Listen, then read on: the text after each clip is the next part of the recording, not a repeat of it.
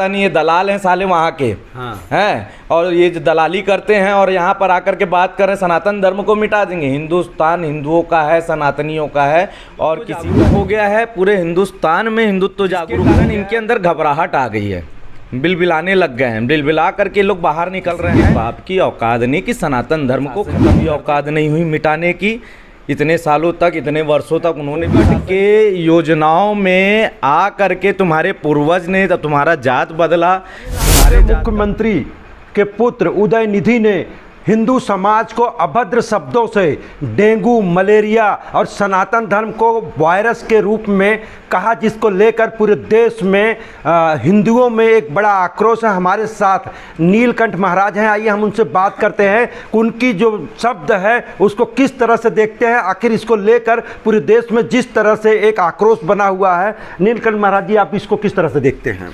देखिए, तमिलनाडु के जो मुख्यमंत्री हैं और उनके बेटे उदयनिधि स्टालिन, इन्होंने जो बयान दिया है, सबसे पहले तो मैं कहूँगा कि सबसे बड़े बेवकूफ़ और पागल आदमी हैं जो सनातन धर्म को ख़त्म करने का बात कर रहे हैं।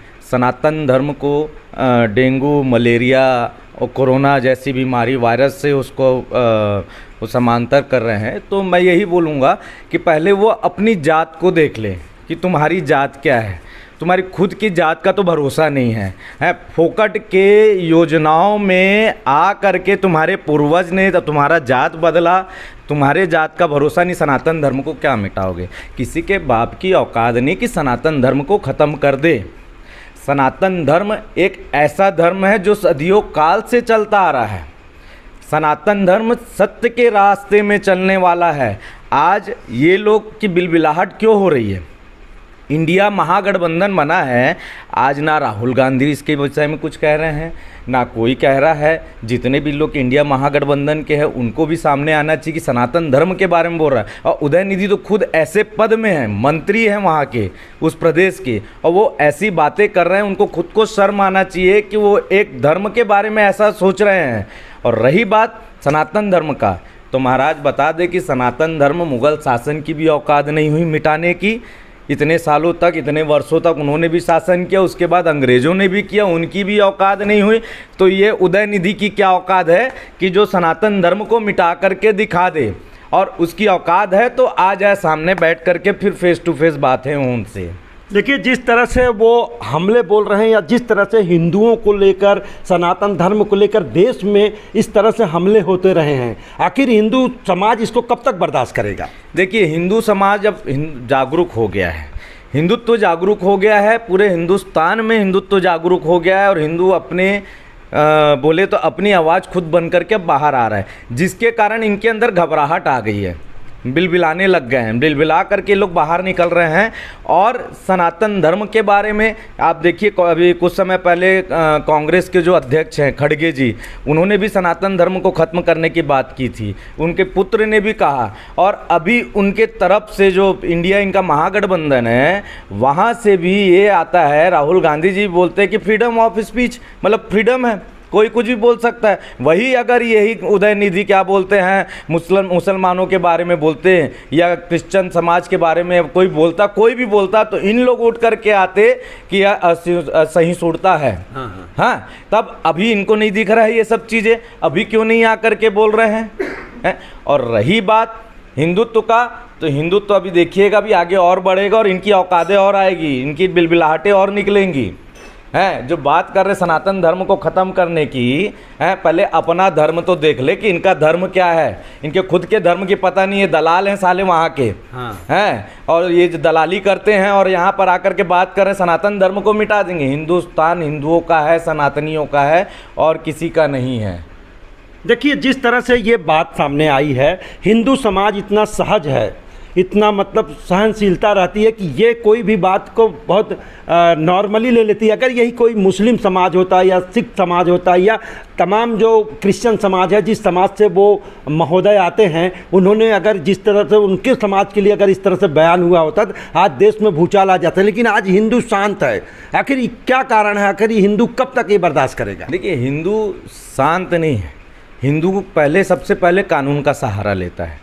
जैसे कि इनके खिलाफ़ में हमारी संस्था भी एफआईआर दर्ज करवा रही है, और भी जगह अलग अलग जगह से एफआईआर दर्ज हुआ है, विरोध चालू हुआ है और विरोध हो रहा है, आक्रोश है हिंदुओं में और जागरूकता आई है, इसी कारण से आक्रोशित हैं। ये है कि बाकी धर्म जैसे दूसरे धर्म में होता, मुस्लिम समाज में होता, तभी सर तन से जुदा के नारे लग गए होते, फतवा जारी हो गया होता अभी तक हैं, और यही क्रिश्चियन समुदाय में होता तो ये जितने अभी महागठबंधन में बैठे हुए हैं ना, यही बिलबिलाहट को इनकी बाहर आती, सबके सब निकल करके बोलते। पर सनातन धर्म के विषय में इनकी चुप्पी क्यों साध जाती, ये तो आज तक हमको समझ में नहीं आया।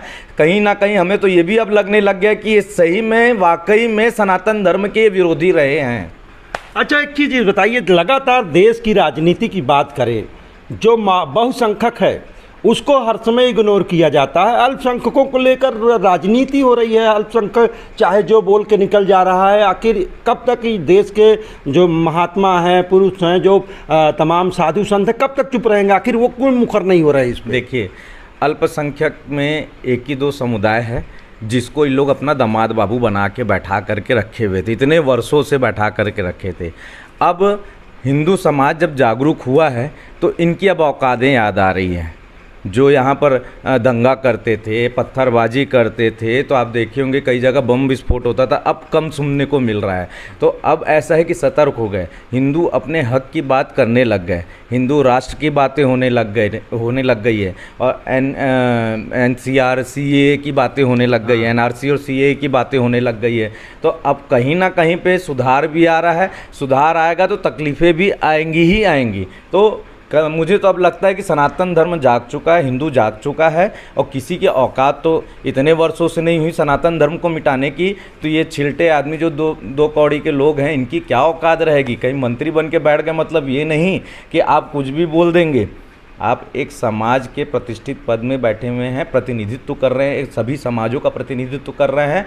आपको सबने चुन के लाया है, केवल क्रिश्चियन ने चुन करके, क्रिश्चियन समुदाय ने चुन करके नहीं लाया है, उसमें सनातनियों ने भी आपका सहयोग किया है। पर मैं तो सबसे पहले जो सनातनी उनके साथ में है, उनके समर्थन में, उनको तो चूड़ी पहन करके घर में बैठ जाना चाहिए कि वो इतना कुछ सुनने के बाद भी चुप्पी साध करके बैठे हुए हैं।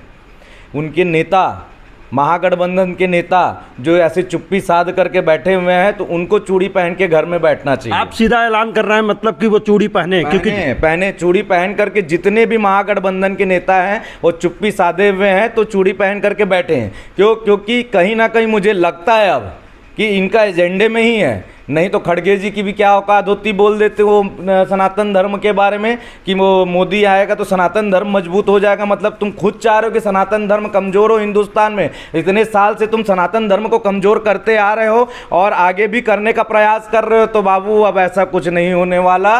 हिंदुत्व जाग चुका है, सनातन धर्म जागरूक हो चुका है, और सनातन धर्म की इतनी मजबूती हो गई है कि तुम कुछ भी नहीं उखाड़ पाओगे, चाहे जितना कोशिश कर लो।